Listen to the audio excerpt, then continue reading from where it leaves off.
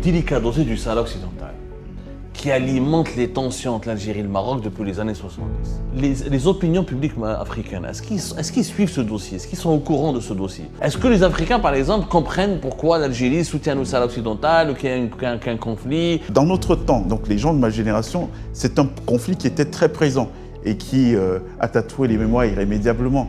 Mais aujourd'hui, on en parle de moins en moins. D'ailleurs, on a vu des pays qui étaient soutiens hier du Sahara occidental se désengager sous la pression de la diplomatie marocaine, lobbying dont on parlait tout à l'heure et le pragmatisme politique qui veut que d'abord qu'on se préoccupe de savoir qu'est-ce qu'on mange le soir. J'ai l'impression qu'il y a de plus en plus de pays africains s'alignent sur la position marocaine et très peu encore soutiennent encore la question du Sahara occidental. C'est dû à quoi? Le Maroc n'a pas d'argent pour racheter tout le monde. Comment ça se passe alors? Vous les sous-estimez, cher Abdou. Je vous ai dit que c'est un pays qui a construit une ingénierie très forte. Ils ne sont pas restés les bras croisés, qu'ils ont développé des rapports bilatéraux avec des pays.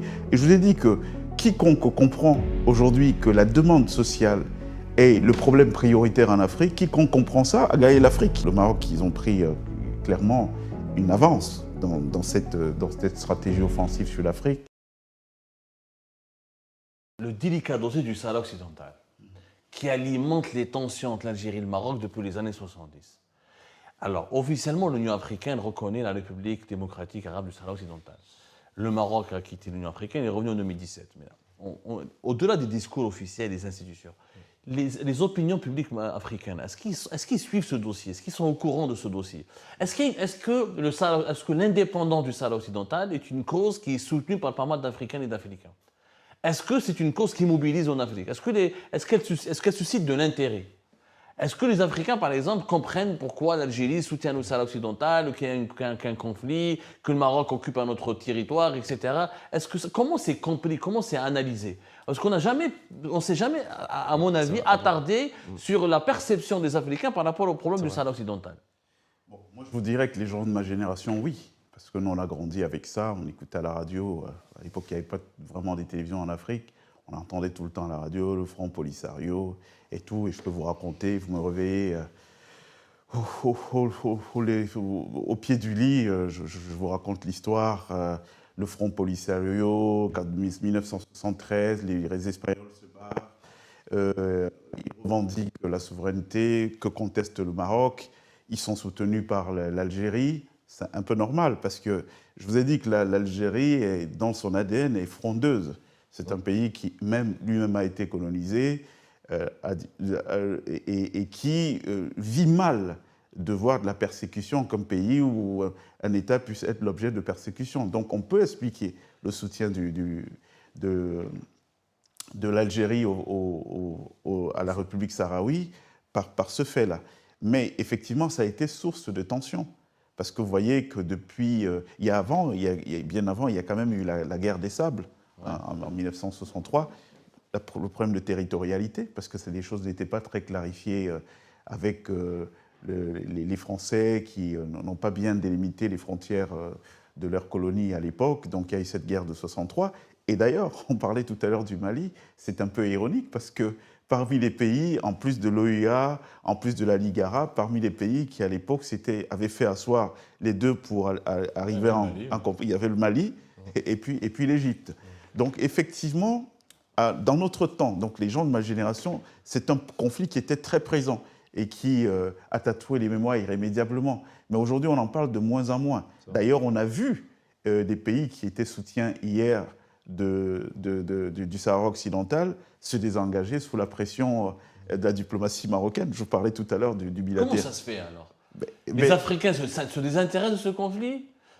C'est ce que je viens de vous dire, que les gens de ma génération, oui, on était parfaitement informés de ce conflit, mais aujourd'hui de moins en moins. Aujourd'hui, vous verrez que ça se deal au niveau des chancelleries, des hautes chancelleries. Pourquoi? Parce que vous avez des gens de ma génération qui sont aux affaires et qui ont été imprégnés. Je vous prends un exemple simple, la Guinée-Bissau et le Cap-Vert à l'époque avec le PAIGC d'Amical Cabral, ils ont été soutenus par l'Algérie dans leur lutte pour faire partir les Portugais.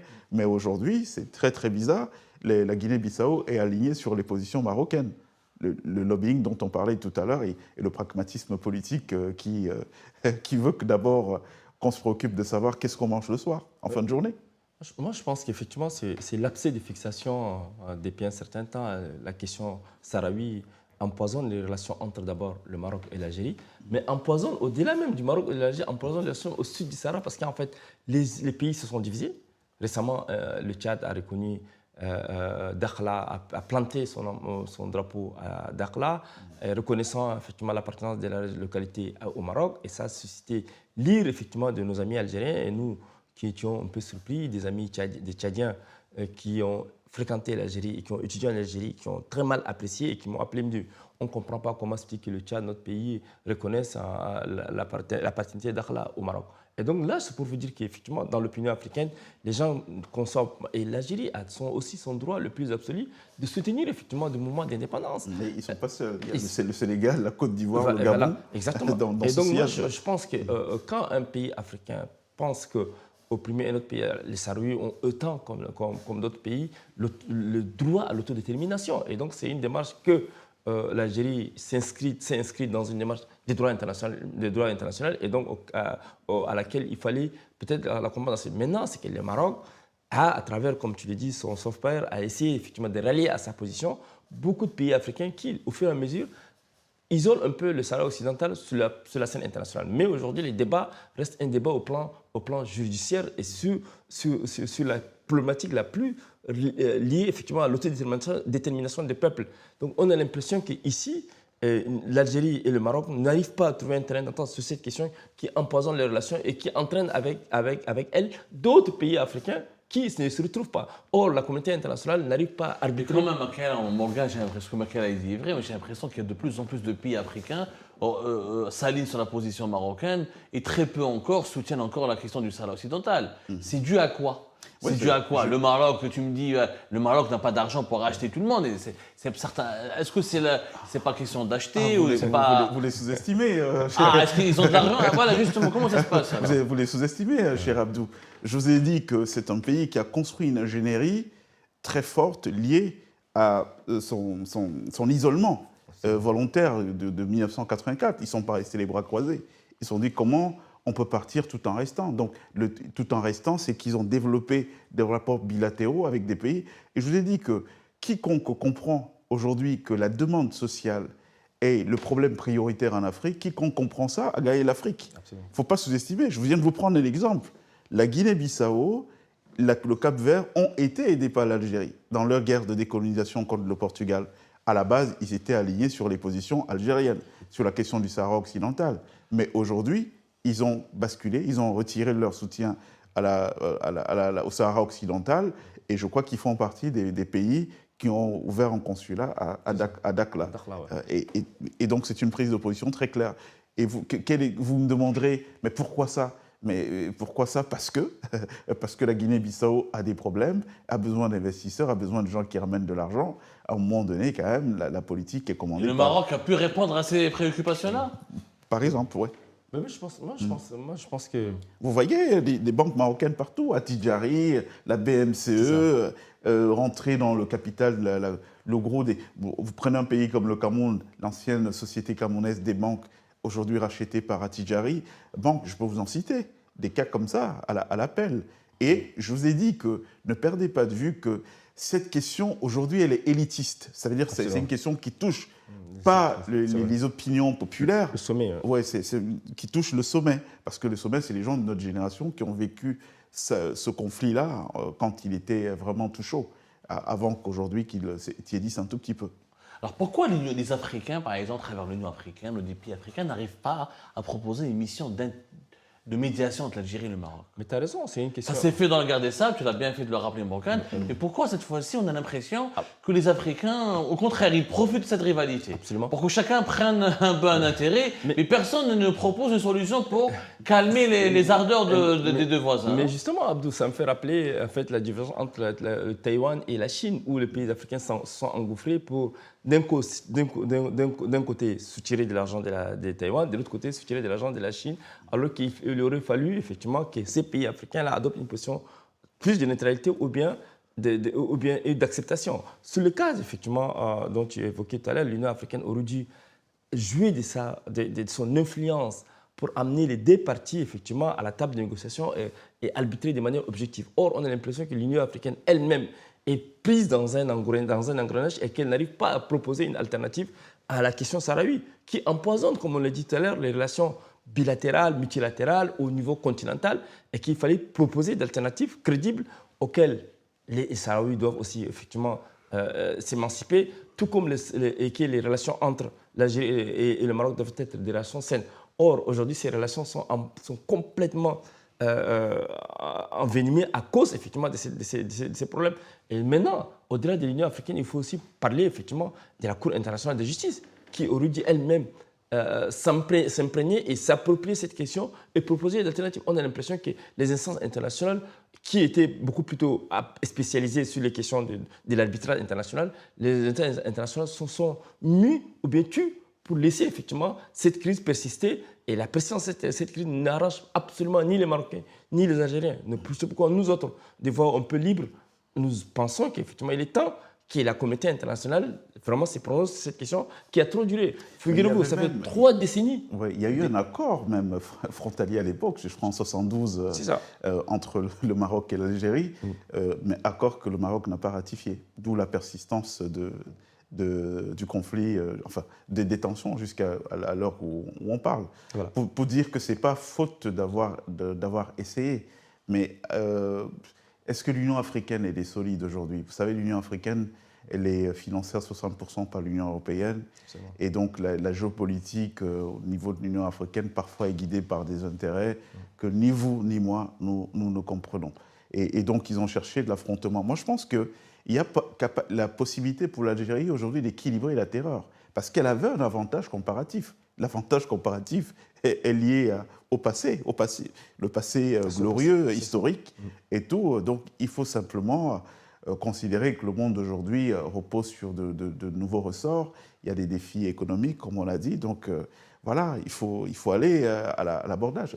Mais justement, la question que tu soulèves tout à l'heure, Morgan, c'est la question de l'indépendance financière, économique de l'Union africaine pose problème dans ses actions quand il s'agit effectivement de se positionner par rapport à cette crise qui envenime et qui détruit le rapport entre des pays. L'Union africaine, si elle était totalement indépendante, si elle ne dépendait pas, comme tu le dis, de l'Union européenne, et c'est ça en fait la question à laquelle tous les observateurs s'interrogent sur l'indépendance de l'Union africaine, qui est une institution panafricaine, qui aurait dû quand même être au-delà de la mêlée. Mais cette Union africaine, aujourd'hui, effectivement, on a l'impression qu'elle n'arrive pas effectivement à arbitrer de part et d'autre. Je voudrais quand même avoir votre lecture par rapport à un constat. Si on prend la carte du continent africain, il y a des blocs régionaux qui se constituent partout. Afrique de l'Ouest, les États du Sahel, dernier bloc régional qui a vu sa naissance, l'AES, l'Afrique centrale, l'Afrique de l'Est, etc. Et puis le Maghreb, paradoxalement aujourd'hui, cette région qui était présentée pendant des décennies comme étant la région la plus développée, la plus évoluée, c'est aujourd'hui la région la plus divisée et la plus menacée. Conflit grave et, en Libye, etc. La Tunisie dans une situation de quasi-faillite et elle a du mal à se débrouiller. Et situation de pré-guerre, pratiquement, voilà, entre l'Algérie et le Maroc. Quel est l'avenir du Maghreb de votre point de vue? Quand vous voyez que tous les autres blocs régionaux évoluent, se renforcent, il y a une solidarité régionale, il y a des marchés communs qui se constituent, il y a une intégration régionale, on parle de monnaie commune, locale, etc. Mais le Maghreb, j'ai l'impression qu'il fait complètement... et se détache du reste de la dynamique africaine, il reste isolé, morcelé. La question qu'il faut se poser, c'est qui est-ce que cela arrange, cette désunion? Et si vous savez qui cela arrange, cette désunion, vous comprenez qu'il y a des gens qui soufflent les braises. Moi, je pense, et je partage le point de vue de Makaïla, qu'il faut convoquer la sagesse. Parce qu'on est tous africains, et quand je dis africain, je ne suis pas dans l'exagération, puisque tout à l'heure, ça a été dit que l'Afrique tire son nom, Ifriqiya, de cette zone. Nous devons le nom Afrique à cette zone-là. Et donc, nous devons être tous jaloux, qu'on doit chérir aujourd'hui.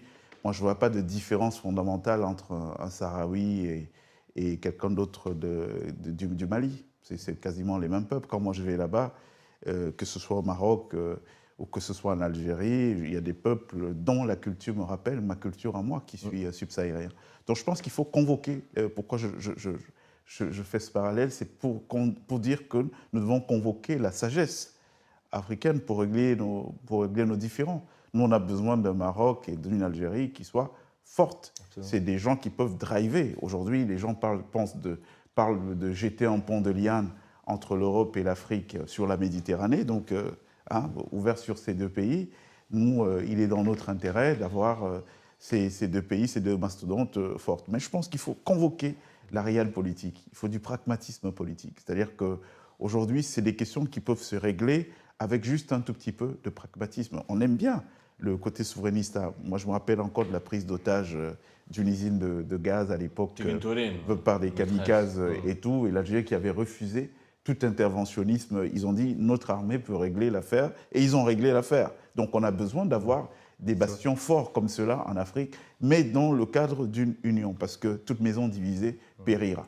Justement, Abdou, tu soulevais une question pertinente, la question du morcellement du continent, alors que l'Union africaine, c'était une institution panafricaine qui aurait dû fédérer ces ensembles. On a l'impression que les gens se morcellent au fur et à mesure. Donc, ça contribue, ou ça milite à l'unité de l'Afrique. Maintenant, pour revenir sur le cas de l'Union du Maghreb arabe, qui s'est morcellé, parce que la crise en Libye, les gens n'ont pas pu proposer une solution aux Libyens.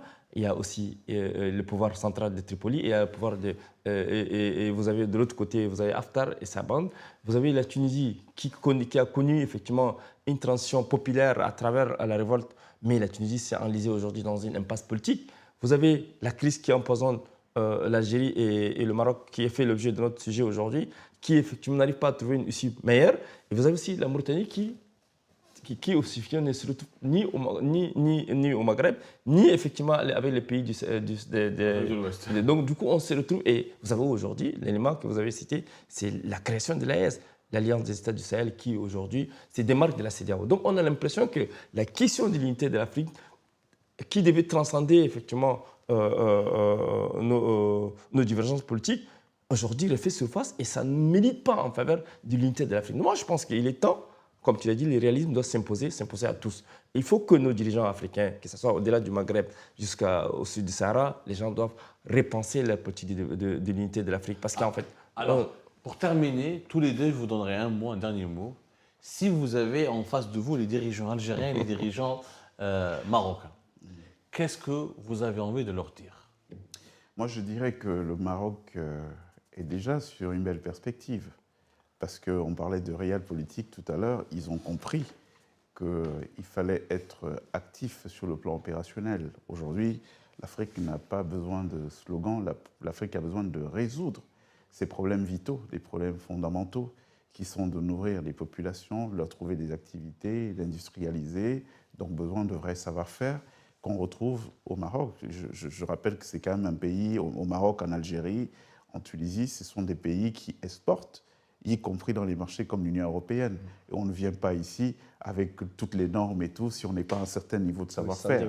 Voilà. Donc, moi, je pense que en ce qui concerne l'Algérie, donc le Maroc, ils ont pris clairement une avance dans cette stratégie offensive sur l'Afrique. Pour moi, l'Algérie avait un avantage comparatif qui doit tout simplement être exhumé, l'avantage lié aux relations. Vous savez, moi, je viens d'une famille en Afrique qui a lutté pour l'indépendance du Cameroun.